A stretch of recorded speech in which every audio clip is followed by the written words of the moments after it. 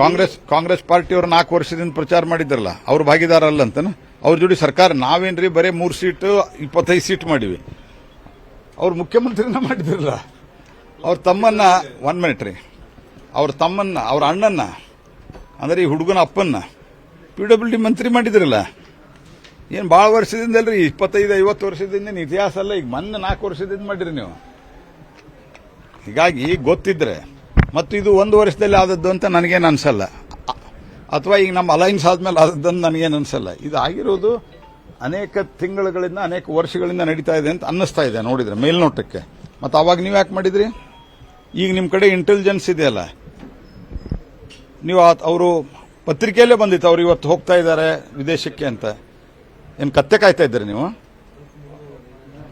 Sir, ಈಗ ಡಿ.ಕೆ. ಶಿವಕುಮಾರ್ ಅವರು ಮತ್ತು ಸಿದ್ದರಾಮಯ್ಯ ಅವರ ಗಮನಕ್ಕೆ ಬಂದಿದೆ, ಡಿ.ಕೆ. ಶಿವಕುಮಾರ್ ಪಾತ್ರ ಇದರಲ್ಲಿದೆ ಅಂತ ಕುಮಾರಸ್ವಾಮಿ ಹೇಳ್ತಾರೆ. ಇಲ್ಲ, ಅದು ಕುಮಾರಸ್ವಾಮಿಗಳು ಹೇಳಿದ್ದಕ್ಕೆ ನಂದೇನು ರಿಯಾಕ್ಷನ್ ಇಲ್ಲ, ನನಗೆ ಗೊತ್ತಿಲ್ಲ. ನಾನು ಇಷ್ಟೇ ಹೇಳೋದು, ದಾಲ್ ಮೇ ಕಾಲಾ ಹೇ. ಯಾಕಂದ್ರೆ 21ಕ್ಕೆ ಹೊರಗೆ ಬಂದು 28ರ ತನಕ FIR ಆಗಲ್ಲ. What does it mean? ನಿಮ್ದೇನೋ ಅಂಡರ್ಸ್ಟ್ಯಾಂಡಿಂಗ್ ನಿಮ್ದು ಇರಬಹುದು.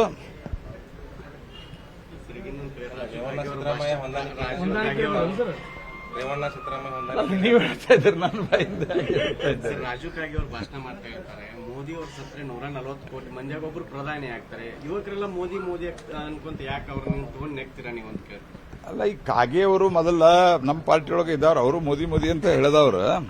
ಈಗ ಅಲ್ಲಿ ಹೋದ್ಮೇಲೆ ಸ್ವಲ್ಪ ವರ್ಷ ಚೇಂಜ್ ಆಗಿರ್ತದಿಲ್ಲ. ಅಂದ್ರೆ ಅನೇಕರಿಗೆ ಹೇಳಿದ್ದಾರೆ, ಮೋದಿಯವ್ರಿಗೆ ಬೈದಾರನ ಮುಂದೆ ಟಿಕೆಟು, ಮೋದಿಯವ್ರಿಗೆ ಬೈದಾರನ ಮಂತ್ರಿಗಿರಿ ಉಳಿತದಂತ ಸ್ವಲ್ಪ ಬೈಕೋತ ಅಡ್ಡಾಡ್ತಿರ್ತಾರೆ ಪಾಪ. ಅದರಿಂದ ಅವರು ರೋಜಿ ರೋಟಿ ನಡೀತಿರ್ತದೆ.